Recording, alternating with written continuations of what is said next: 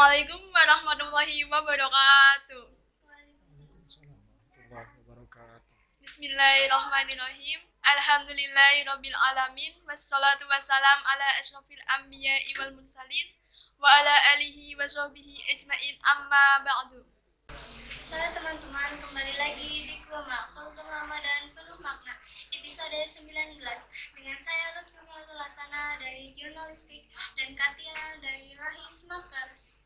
Oke teman-teman, tema kita hari ini adalah orang yang mengeluh pada saat berpuasa dengan narasumber yang istimewa kita, yakni Bapak Ilman Nafi Nugraha LMPD. Assalamualaikum Pak. Waalaikumsalam warahmatullahi wabarakatuh. Gimana nih Pak puasanya, apakah lancar? Alhamdulillah sampai sejauh ini dari awal pelaksanaan puasa sampai sekarang puasanya berjalan dengan lancar. Meskipun memang kadang ya ada saja hambatan, tapi itu hambatan yang kecil. Itu hal yang wajar. Kalau dalam puasa tentunya pasti ada hambatan, pasti ada gangguan, pasti ada yang menggoda, itu hal yang wajar. Tetapi alhamdulillah bisa mengatasi semua itu sehingga puasanya juga bisa berjalan dengan lancar. Alhamdulillah ya Pak. Jadi gini Pak, saya tuh kadang suka ngeluh tentang tugas atau ngeluh tentang lapar gitu Pak. Itu ada nggak ya perbedaannya? Kayak misalnya ngeluh tentang yang berat sama ngeluh yang emang ringan gitu Pak.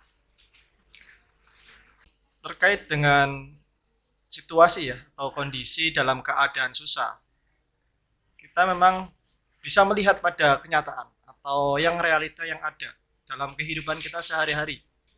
Terkadang apa yang kita rencanakan ketika terjadi itu tidak sesuai dengan apa yang kita harapkan. Maka dari situlah kita muncul rasa kecewa. Artinya kecewa terhadap orang lain, kecewa terhadap orang sekitar, kecewa terhadap situasi dan kondisi yang terjadi pada saat itu. Maka dalam situasi mendesak pun dalam puasa kita alangkah baiknya menghindari untuk tidak mengeluh. Apalagi hanya sebatas mengerjakan tugas saja ya, banyak tugas, banyak pekerjaan rumah, pekerjaan sekolah juga banyak. Karena di luar sana masih banyak juga orang yang dalam situasi dan kondisi yang kesusahan. Artinya susah untuk melaksanakan puasanya. Jangankan untuk mengeluh, melaksanakan puasa saja juga merasa kesusahan. Maka kita dalam hal yang tadi mengecewakan itu, kita dari diri kita sendiri itu harus bisa berusaha untuk merubah diri kita sendiri. Memang di dalam ayat Al-Quran juga dijelaskan bahwa innallaha la yughayyiru ma biqaumin hatta yughayyiru ma bi anfusihim. Jadi sesungguhnya Allah Subhanahu wa taala tidak akan mengubah keadaan suatu kaum sampai diri mereka lah sendiri yang akan mengubahnya. Artinya tadi kita kaitkan dengan mengeluh ketika puasa. Sebenarnya dalam keadaan apapun, dalam mengeluh ketika puasa, kita bisa mengatasinya dengan berbagai cara yang menurut kita juga bisa dilakukan. Jadi banyak caranya. Jadi hal yang mengecewakan dalam kehidupan kita ya itu adalah hal yang wajar. Karena apa yang kita rencanakan tentunya belum tentu baik menurut orang lain. Dan yang menurut orang lain baik juga belum tentu menurut Allah Subhanahu wa taala itu juga baik. Itu kuncinya. Jadi dalam kondisi apapun selagi ya memang susah tapi juga masih ada cara lain untuk mengatasi kesusahan tersebut. Itu. Oh gitu ya Pak, berarti kita tuh intinya nggak boleh ngeluh gitu ya Pak dalam hal apapun. Intinya kita harus bisa ngatasi ngeluh itu dengan mengisi kegiatan kayak positif gitu ya Pak. Ya, bisa dengan kegiatan yang positif. Iya biar ngeluhnya hilang gitu ya Pak. Yang hilang. Terus gimana ya Pak? Mengeluh tentang apa saja sih Pak yang dapat mengurangi puasa? Memang ya dalam puasa pasti ada saja ya orang yang mengeluh. Kita contohkan dulu kepada misalnya kepada anak kecil. Anak kecil usia yang misalnya baru beranjak di sekolah SD, TK, mereka berusaha untuk melatih dirinya untuk berpuasa. Pasti mereka kan pada ngeluh ya. Iya Pak. Pasti pada ngeluh. Ya misalnya gini, baru saja sahur, ini anak kecil. Kemudian mereka setelah sahur kemudian sholat subuh kemudian kebanyakannya kan ada yang jogging ya, Iya, lari Pak. pagi. Nah, ternyata pulang dari lari pagi jogging malah Enggak. I know. ya karena merasa lapar, merasa haus. Baru itu, kemudian jam 9-nya merasakan lagi, merasa haus, merasa lapar. Kalau kita contohkannya kepada anak kecil, mungkin itu adalah hal yang wajar. Karena mereka sedang berusaha melatih dirinya supaya bisa melaksanakan puasa. Tetapi berbeda dengan kita yang mungkin sudah remaja, sudah dewasa, sudah balik, tentunya itu akan berbeda. Maka hal-hal yang seperti itu kayak mengeluh lapar, mengeluh haus, itu yang harus dihindari oleh kita untuk orang yang dewasa yang sudah balik. Karena kita harus melaksanakan puasa selama 1 hari full. Jangan sampai setengah-setengah, zuhurnya buka, kemudian lanjut puasa Dia lanjut lagi. puasa lagi. Mungkin itu untuk anak kecil, tapi kalau untuk kita ya jangan. Maka kalau kita misalnya setiap hari kita mengeluh, misal satu hari full, kita lebih banyak mengeluh daripada melakukan kegiatan-kegiatan positif. Kan dalam puasa itu kan banyak keutamaan, banyak keberkahan yang bisa kita dapatkan kalau kita mengisinya dengan kegiatan positif. Tapi kalau setiap harinya kita mengeluh, ya, insya Allah dalam suatu riwayat dikatakan bahwa kam min shaimin laisa lahu min siyamihi illa al-ju'i wal atas. Jadi kebanyakan orang yang berpuasa di bulan Ramadan atau juga puasa yang lainnya itu tidak mendapatkan apapun dari puasa tersebut, melainkan hanya mendapatkan rasa lapar dan haus. Jadi hanya menahan lapar dan haus saja karena tadi sering Ngeluh. mengeluh. Maka itu bisa berakibat kepada mengurangi pahala puasa. Jadi sebisa mungkin kita harus bisa menghindari yang namanya mengeluh. Mengeluh ketika puasa atau juga mengeluh di luar dari puasa. Gitu ya, Oke. Pak.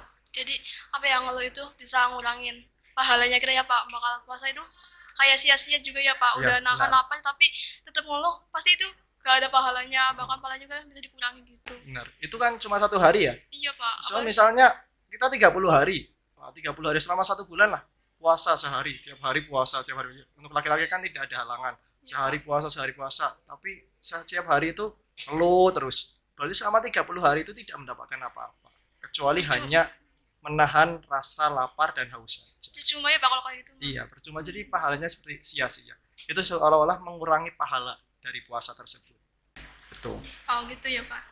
Pak, adakah hadis atau dalil Al-Quran yang menjelaskan tentang hukum mengeluh pada bulan puasa? Tadi kan salah satunya sudah dijelaskan ya, Iya, Pak. untuk yang hadis dan dalilnya. Tapi ada juga mungkin di dalil yang lain, ada di dalam Quran surat Al-Ma'arij ayat 19 sampai 21. Di situ dikatakan bahwa innal insana khuliqa halu'a. Idza massahu syarru jazua wa idza massahu khairu manua. Artinya manusia itu diciptakan memiliki sifat berkeluh kesah, suka mengeluh. Itu ya. Iya. Di dalam ayatnya sudah jelaskan. Yang mengeluh, kita aja contoh ya, kita hanya manusia biasa, pastikan sering mengeluh ya, dalam keadaan apapun, dalam hal terkecil maupun hal yang terbesar. Baru sakit sedikit Udah ngeluh, ngeluh ya, Pak. baru dikasih sakit batuk Udah ngeluh. pilek ngeluh, apalagi sampai sakit yang payah ngeluh. Tuh. Ya, memang kemudian di ayat selanjutnya dijelaskan di situ bahwa ketika manusia itu diberikan kesusahan, dia hanya bisa berkeluh kesah, hanya bisa mengeluh. Itu di ayat selanjutnya. Dan di ayat yang terakhir tadi, itu di situ menjelaskan bahwa tetapi kalau diberikan kebaikan atau harta, ia kikir. Itulah sifatnya manusia. Maka dari ayat tersebut kita bisa mengambil ibroh atau hikmah dari ayat tersebut, isi kandungan ayat tersebut. Sebisa mungkin dalam hal sekecil apapun dan sebesar apapun, kita berusaha untuk menghindari sifat-sifat kita yang sering mengeluh. Meskipun memang sudah tercantum dalam ayatnya, manusia adalah diciptakan dalam sifat yang berkeluh kesah. Tetapi tadi kita bisa merubah kondisi tersebut. Kalau memang dari diri kitanya juga ingin merubahnya. Seperti itu. Harus bisa menghindarinya Pak. Ya, harus Dari bisa sifat mengeluh. menghindarinya. Sekarang kalau mengeluh terus, apa sih manfaatnya? Nggak ada sih Pak ya. Nggak ada juga. manfaatnya. Iya. Hari ini mengeluh, besok mengeluh. Nah, nanti Malah- yang ada malah kebanyakannya malah menjadi negative thinking. Iya betul banget Pak. Jadi tidak menerima keadaan kita. Tadi kita berencana apa, ternyata yang terjadi adalah tidak sesuai dengan apa yang kita rencanakan.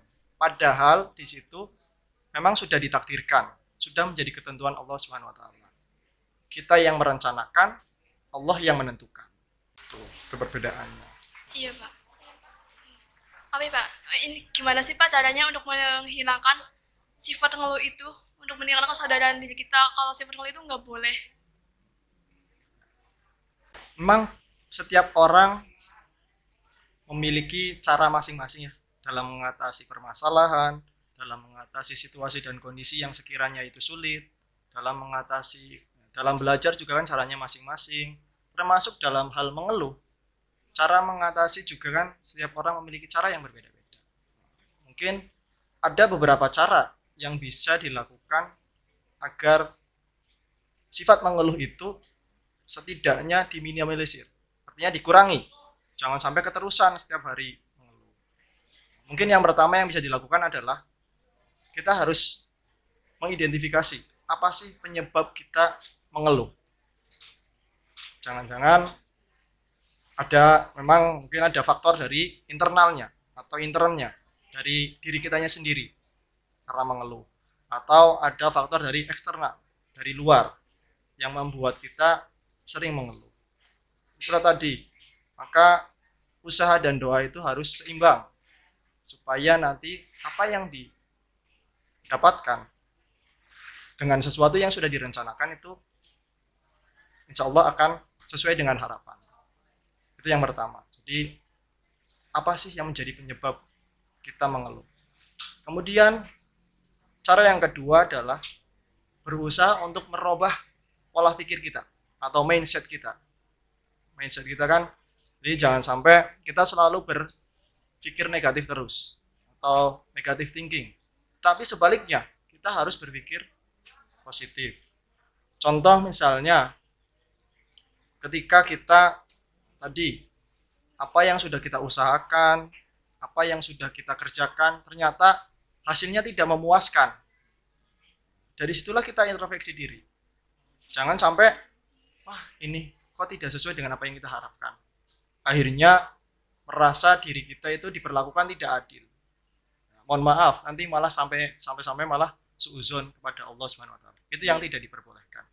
Justru sebaliknya, pola pikir kita diubah menjadi positive thinking sehingga apapun yang terjadi dengan situasi dan kondisi kita tentunya akan kita menerima dengan rela hati. Lebih kepada sifat husnuzon kepada Allah. Itu yang kedua. Dan mungkin ada cara yang lain, yaitu dengan cara adalah memperbanyak bersyukur. Kan dalam lagunya ada ya, syukuri apa adanya. Iya betul banget. Syukuri apa adanya itu memang itu adalah lagu yang sangat cocok sesuai dengan realita dalam kehidupan sehari-hari. Ada orang yang punyanya sepeda, maka bersyukur.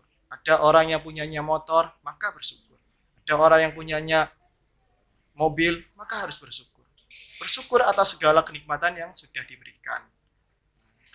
Hal kecil misalnya kita diberikan masih bisa bernafas, itu juga harus bersyukur. Jadi bersyukur itu tidak harus hal-hal yang besar, hal-hal yang mewah, tetapi hal terkecil pun itu merupakan kenikmatan yang harus disyukuri. Sehingga dalam ayatnya, la in syakartum la azidannakum wa la in kafartum inna adzabi lasyadid. Jadi ketika kita bersyukur, maka insya Allah nikmatnya akan ditambah. Tetapi kalau kita kufur, maka yang ada adalah azabnya pedih. Sehingga dalam doanya, Allahumma ij'alna abdan syakuran wa la taj'alna abdan kafuran. Ya Allah, jadikanlah kami sebagai hamba yang bersyukur, bukan menjadi hamba yang kufur. Mungkin itu beberapa cara, di antara beberapa cara ya, dan masih banyak cara-cara yang lainnya yang mungkin bisa diaplikasikan, diimplementasikan di dalam kehidupan sehari-hari, sehingga kita sebisa mungkin dalam hal kecil, dalam hal besar, dalam hal apapun, dalam situasi kondisi apapun, kita berusaha untuk menghindari yang namanya sifat selalu mengeluh. Itu. Iya Pak, intinya apa ya, kita harus selalu bersyukur saja ya Pak dengan hal apapun, sekecil apapun, nggak boleh ngeluh. Apa maning itu hal kecil tapi ngeluh loh Pak. Itu loh. Hal kecil saja ngeluh, apalagi yang dikasih hal yang besar. Besar udah, Musibah mungkin. kecil ngeluh, apalagi dikasihnya musibah yang besar. Besar. Tambah ngeluh lagi. Nanti nyalahinnya orang lain. Orang lain disalahin. Allah, mohon maaf tadi sampai suudzon. Kepada Allah itu kan tidak diperbolehkan. Banyak-banyak bersyukur ya Pak intinya Pak. Banyak-banyak mensyukuri. Mensyukuri apa adanya dengan apa yang kita miliki. Terima kasih Pak untuk ilmunya hari ini, banyak banget yang kita dapatkan dari narasumber kita yang satu ini, Masya Allah banget. Jangan lupa tadi amalin teman-teman yang cara ngilangin rasa ngeluh kita. Kita tuh sebagai manusia nggak boleh ngeluh gitu, harusnya banyak-banyak bersyukur. Dan juga hilangin yang namanya sifat ngeluh itu, nggak boleh. Apalagi di saat puasa, malah pahalanya kalian yang berkurang. Alhamdulillah, kurma episode yang ke-19 sudah selesai. Terima kasih atas narasumber kita, atas ilmu yang insya Allah bermanfaat. Jangan lupa tonton selalu kurma di sosial media kami, YouTube, Instagram, dan TikTok. Jangan lupa follow, like, dan subscribe. Saya Diana Hidayatul Ilmi dari Eskul Rohis dan juga rekan saya Lutfi dari Eskul Jurnalistik. Mohon undur diri. Wabillahi taufik wal hidayah. Wassalamualaikum warahmatullahi wabarakatuh.